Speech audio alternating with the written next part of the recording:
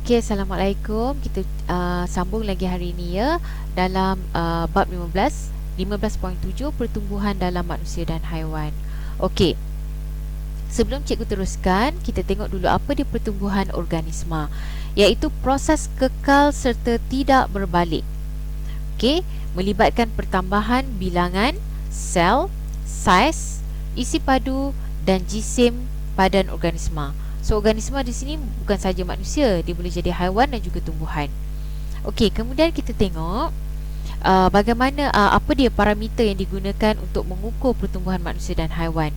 Okey, selain daripada pertambahan saiz dan isi padu, iaitu kamu lihat daripada ketinggian atau panjang, kita boleh lihat juga dari segi jisim segar dan jisim kering. So, apa dia jisim kering? Jisim organisma selepas semua air disingkirkan. So, bagaimana cara dia? Cara dia dengan contohnya lah, kita meletakkan organisma, atau contohnya kita nak guna ikan. Kita letakkan ikan tu di dalam ketuhar dengan suhu 100 darjah Celsius berulang kali sehingga kita mendapat jisim yang sama selepas pengeringan tu. So, bila jisimnya sama je menunjukkan semua air tu telah disingkirkan, maka kita boleh ambil jisim kering tersebut. Dan cuma kelemahannya, organisma itu perlu dibunuh. Contoh macam tadi, kita nak ambil jisim ikan kering kan. So, ikan itu perlu dibunuh dulu, maksudnya perlu mati, barulah kita boleh dapatkan jisim kering ikan tersebut. Okey, jisim segar pula kita boleh ukur bila-bila masa tanpa perlu organisma dibunuh. Cuma ia kurang tepat kerana kandungan air masih ada dalam badan organisma. Okey, next kita nak tengok pertumbuhan serangga, yang mana pertumbuhan serangga ni dia ada dua, iaitu metamorfosis lengkap dengan satu lagi tidak lengkap. Lengkap dan tidak lengkap. So, apa dia metamorfosis lengkap?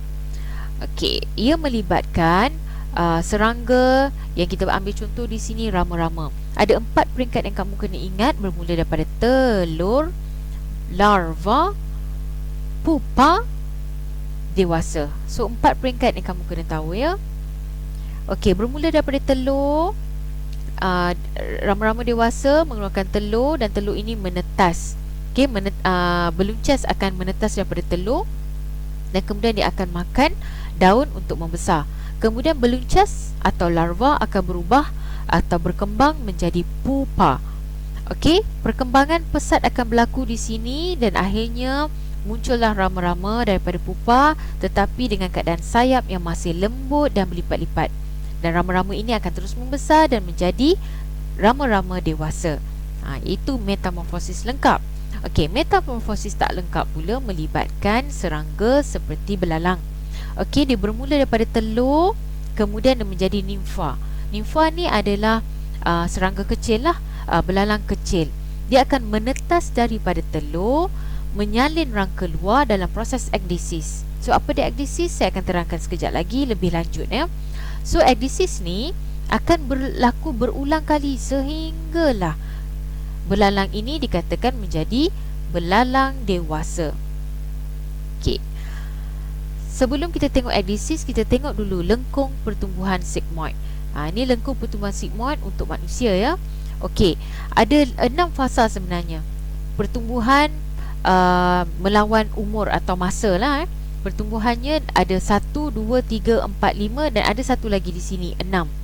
Okey, ada 6 fasa. So, kita tengok apa dia ke-6 fasa yang terlibat dalam lengkung pertumbuhan sigmoid. Okey, lengkung pertumbuhan sigmoid ni dikatakan selanjar sebab itulah dia dinamakan sebab tu graf yang kita terbentuk akan berbentuk sigmoid, dia selanjar. So, bermula dengan fasa permulaan, kadar pertumbuhannya adalah rendah, ada sedikit pembahagian dan pemanjangan sel, dan juga dikatakan sebagai fasa penyesuaian. Manakala yang kedua ialah fasa pertumbuhan pesat, kadar pertumbuhan paling cepat. Kemudian pemanjangan dan pembahagian sel paling aktif. Semua kat sini. Saiz juga bertambah paling cepat. Semua paling cepat, paling aktif. Kemudian yang ketiga, kita ada fasa pertumbuhan perlahan. Okey, yang ketiga fasa pertumbuhan perlahan, di mana kadar pertumbuhan lambat dan tetap. dah mencapai, organisma dikatakan dah capai saiz maksimum, ada berlaku pembezaan tetapi untuk kerencaman sel. Yang ini berlaku daripada kanak-kanak ke remaja. Okey, berlaku perubahan fizikal yang ketara kan daripada kanak-kanak ke remaja. So itu fasa pertumbuhan perlahan. Kemudian fasa matang. Fasa matang ni dah dewasa lah, dah mencapai peringkat matang, kadar pertumbuhan pun sifar, maksudnya dah tak tinggi dah, cuma membesar je, melebar.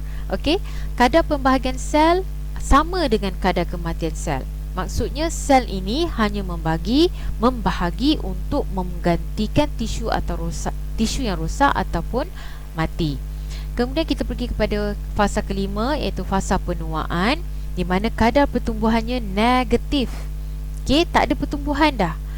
Dan proses ini, pada fasa ini dikatakan manusia itu mengalami proses penuaan. Dan akhirnya masuk kepada fasa kematian, fasa ke-6, di mana berlaku penuaan, penyakit, mungkin juga disebabkan kurang sumber makanan dan juga ruang, dan akhirnya membawa kematian. Okey, seterusnya ini adalah untuk lengkung bagi serangga berangka luar. Okey, lengkung pertumbuhan haiwan berangka luar, dia berkala. Kalau macam tadi sigmoid selanjar, dia tidak selanjar dan bentuknya tangga. So dekat sini ada ekdisis ya, X ni. So setiap di sini ekdisis, sini pun ekdisis. So yang saya terangkan tadi kan, ekdisis dia berulang kali. Sebelum capai dewasa tu berulang kali. Apa dia ekdisis? Penyalinan rangka luar, pertumbuhannya mendadak dan berlaku beberapa kali sebelum dewasa.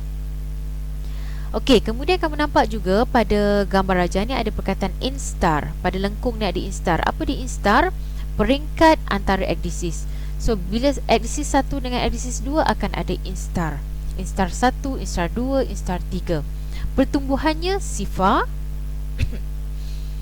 Okey, serangga pada waktu ini dikenali sebagai nimfar atau serangga kecil lah, dan tidak mengalami pertambahan panjang badan pada waktu instar ni. Okey, tidak berlaku pertambahan badan sebab dia berlaku hanya pada ekdisis. Okey, kemudian kita tengok ya lebih detail lagi apa dia ekdisis. Okey, ni rangka luar terbentuk di bawah rangka lama. Ini rangka luar. Okey, di bawah ni adalah rangka lama.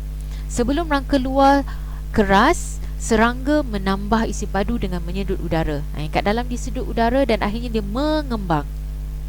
So bila dia mengembang, rangka luar akan pecah. Bila rangka luar pecah, serangga dengan rangka luar baharu keluar daripada rangka lama. Ni gambar rajah dia. Dia keluar daripada rangka lama. Nampak Kemudian serangga akan terus mengembangkan badan sebelum rangka baru keras, dan proses ini berulang berkali-kali sehinggalah dia menjadi serangga dewasa. Okey, so untuk 15.7 sampai sini saja. Okey, terima kasih banyak-banyak dan kita akan sambung untuk soalan, sesi soalan dan juga sesi rumusan. Terima kasih.